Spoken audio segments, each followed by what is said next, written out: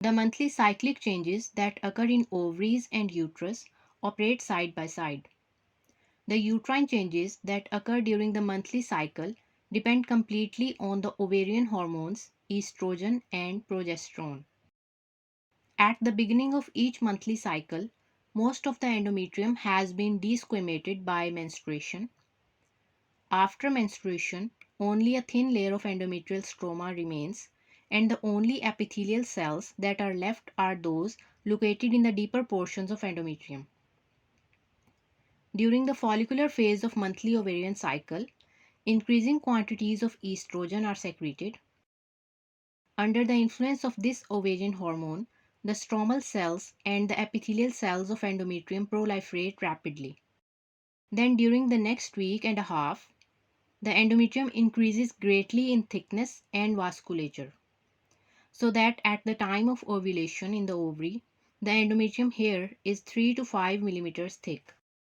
So, up till now, that is before ovulation, this part of endometrial cycle is termed as proliferative phase or estrogen phase. The latter half of endometrial cycle, that is after ovulation, is termed as secretory phase or progestational phase. After ovulation, the corpus luteum in the ovary secrete large quantities of estrogen and progesterone.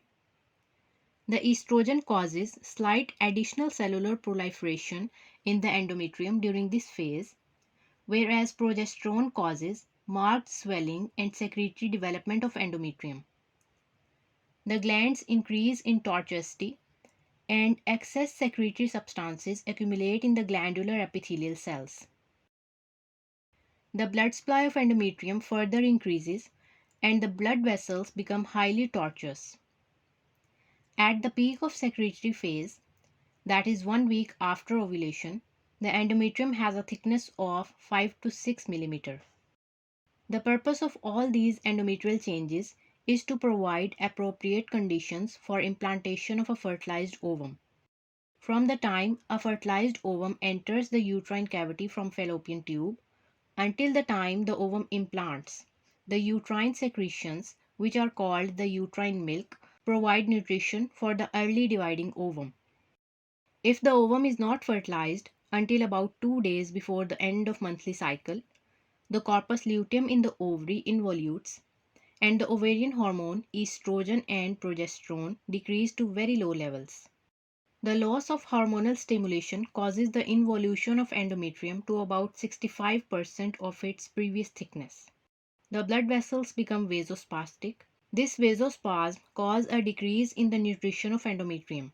All of this contribute to initiate necrosis in endometrium, especially the necrosis of blood vessels. As a result, the blood at first seeps into the vascular layer and all the superficial layers of endometrium desquamate.